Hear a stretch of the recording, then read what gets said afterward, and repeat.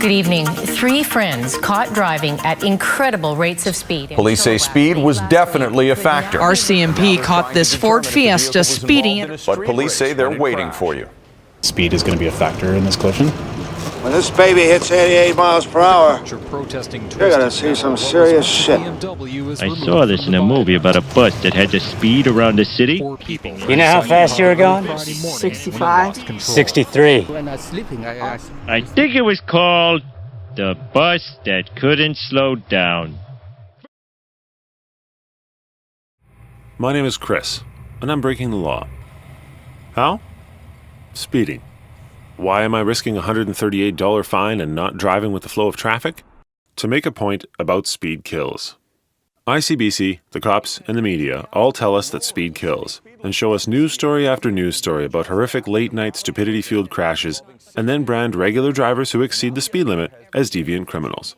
Don't get me wrong, I'm not saying we should be able to go as fast as we want, or that speeding isn't necessarily dangerous, but many speed limits are set far too low for conditions, and that seems to be where the majority of the ticketing is. And thus, speed kills your pocketbook. By the way, for those of you not from British Columbia, ICBC is our local state-run insurance monopoly. Huh. That logo doesn't look very socialist. That's more like it. I want to start my argument here, on Marine Drive in Vancouver. It's a 6-lane isolated road with a divided center, and the limit is 50 kilometers an hour. That's 31 for you American viewers. For those of you out there that believe speeders get what they deserve, let me ask you this. How stupidly low does a speed limit have to be before you'll complain? The limit here is the same as nearby Commercial Drive, where it's only safe to do 50 a small fraction of the time. This limit makes sense. It's the fastest you can go under ideal conditions. Back on Marine Drive, the Vancouver police love hiding in the forest and nailing speeders here. They even brag about it on their Facebook blog. Traffic enforcement wrote 50-plus tickets on one stretch of Marine Drive over the weekend. What are your ideas of how to get people to slow down and obey speed limits? More enforcement? More education? Stricter penalties? Hey, VPD, if your method of improving road safety is soliciting internet comments, we're in trouble. Let's step back a second. We need rules on the roads. But if we're paying for these roads, we have the right to demand that these rules make sense. Stop at red lights? Makes sense. Slow around schools or urban areas? Also makes sense, if you actually like kids or people. Allowing politicians to set speed limits that don't reflect the road engineering, and then getting the police to fine and then publicly bitch about the speeders, doesn't make sense, and it reflects poorly on the province. Canada has some of the lowest highway speed limits of the industrialized world, and I want to be clear, I'm ranting about highways, roads with no pedestrians, intersections, etc. If you compare us to Germany, bear with me, where they have no speed limits on large portions of their highways, our vehicle fatality rate is over double per capita, almost double per 100,000 vehicles, and about 20% higher per billion vehicle miles traveled. I know what you're going to say, the Germans have more training, better cars, blah blah blah, and you might be right. But why don't we concentrate on that instead of lowering speed limits and fining people? The Germans don't have speed kills, possibly because the German word for speeding is so long that it won't fit on the screen of a German newscast. The German road safety program is called Runter vom Gas, which literally translates to down from the gas. I'll assume this isn't a fart joke or a Hitler reference, though with the Germans you're never quite sure. Their campaign targets all types of bad driving, and the only mention of inappropriate speed I could find is buried. My argument rests on 2 points. Point 1. The roads are safest when everyone's traveling at the same speed and in the same direction and paying attention. Point 2. This is from a report on BC speed limits prepared for the BC Ministry of Transportation by 2, probably not PE teachers, and whatever an EIT is. The majority of motorists drive at a speed they consider reasonable and safe for road, traffic, and environmental conditions. Posted limits, which are set higher or lower than dictated by roadway and traffic conditions, are ignored by the majority of motorists. This relates to something called the Solomon curve, which basically says that if traffic's flowing at a certain speed, the farther from the average a vehicle is traveling, the more dangerous it is. So, if the speed limit is below the upper limit of the safe majority, the people who do the speed limit become hazards to themselves and others.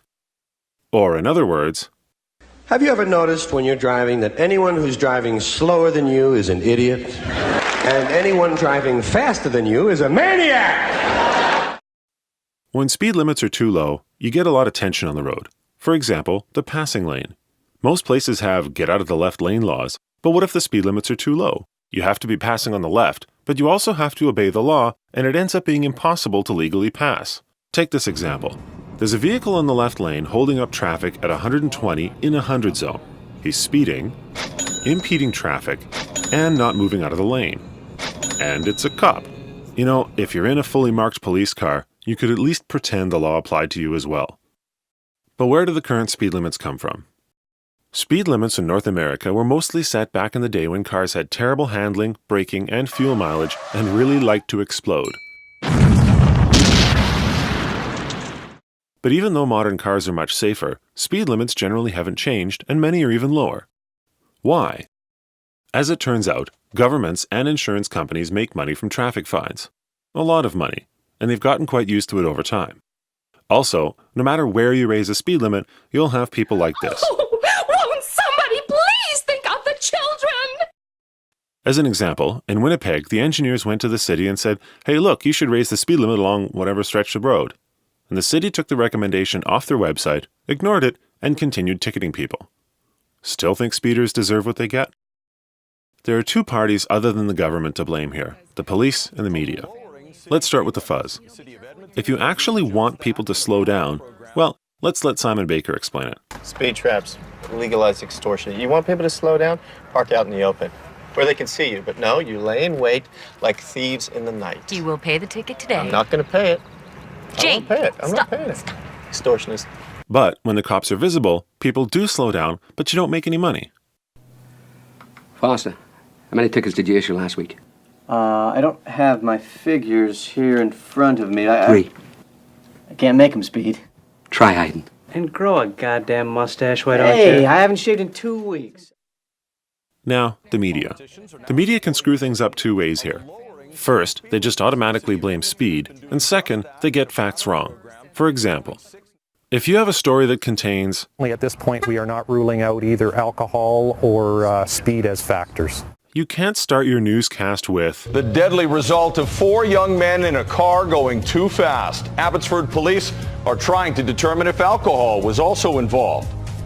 You do realize we can rewind TV now, right? And where did you get it as fact that they were going too fast?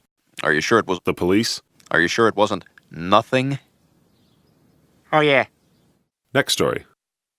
The Lions Gate was closed for 7 hours when a speeding car spun out of control and slammed into a transit bus. Brian Coxford has more. Curb lane 75, center lane white car 88. That's our record. 91. Everybody's been speeding. We haven't seen a single person that was doing the speed limit here. Police radar couldn't track any drivers except a bus that were doing the speed limit. Okay, let me stop you right there.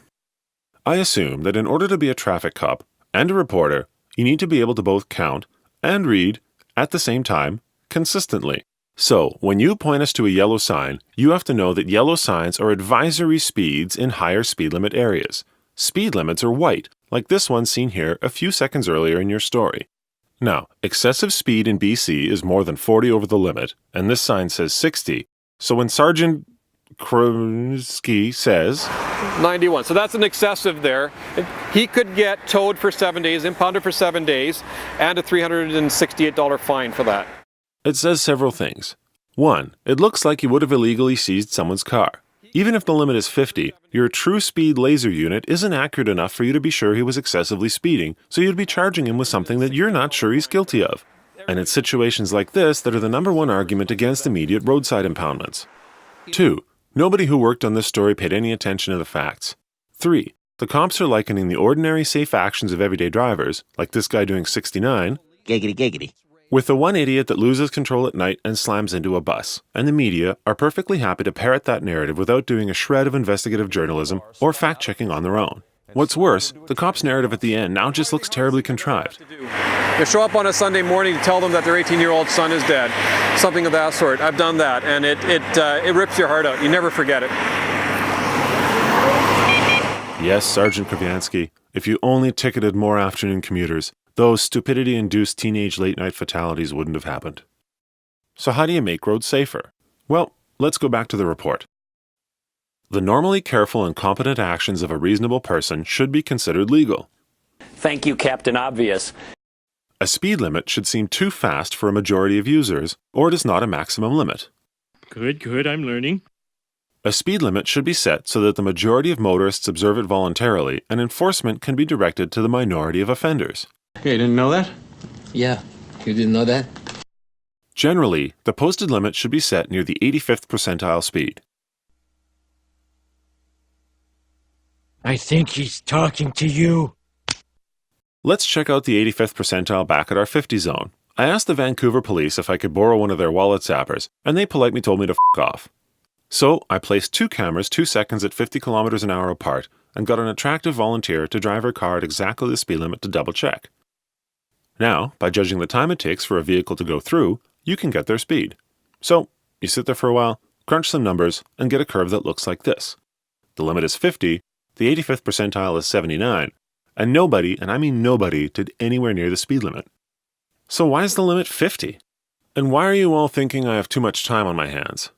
You can argue that this might be a dangerous section of road and the city wants people to slow down, but if you look at ICBC's crash statistics since 2008, this is one of the least dangerous places in Vancouver to drive. Also, crashes have been going down in both the Lower Mainland and all of BC over the last 5 years. Fatal crashes in the Lower Mainland are down by half over a similar period of time. ICBC would argue that it's because of their road safety campaign, but the roads have been getting consistently safer in the industrialized world over the last 100 years. Since they started keeping track, vehicle fatalities in the US per 100 million miles traveled have decreased from 24 in 1921 to 5 in 1960 to around 1 today. 100 million miles is enough to drive 40 kilometers to and from work for the next 8,000 years, which is about how long it takes to earn back the average arts degree. Even in Germany, the fatalities have dropped 70% since the 1990s. Though, that might be because the Germans are no longer constantly daydreaming of David Hasselhoff. It's like a car crash. You just can't turn away. Anyway, it gets worse when you compare this stretch of road to a chunk nearby in Burnaby that's almost identical, with similarly few accidents, but the limit here is 70, and the police in Burnaby don't whine on Facebook about speeders.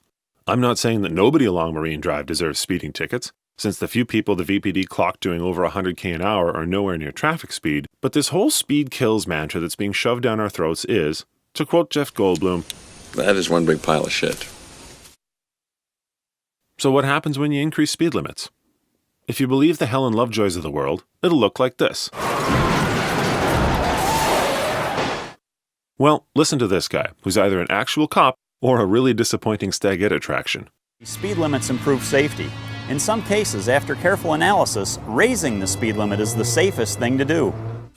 Well, we have analysis. If you look at the 1997 Parker study, where they raised or lowered various speed limits all across the US and then sampled 1.6 million cars, vehicle speeds really didn't change much. But here's the kicker. Crashes went up where the limit went down, and crashes went down where the limit went up. You heard that right. Higher limits meant fewer crashes. Here in British Columbia, raising the limit from 90 to 100 lowered the crash rate by 12.9% and 8.6% in their 2 test phases. So with all this evidence, what's the government done? On the Sea to Sky Highway, they improved the road from a dangerous 2-lane windy road to a 4-lane concrete median highway, didn't change the speed limit, and increased enforcement. Listen to them justify it. The Sea to Sky is of particular interest for law enforcement since it was upgraded for the Olympics. ICBC says accident claims along this stretch of road are down, but the risk of a deadly crash is deceptive. This highway, people feel like, well, the highway is safer, the design is better, perhaps I can go fast. Yes, you can go faster. Don't you get that physics doesn't change?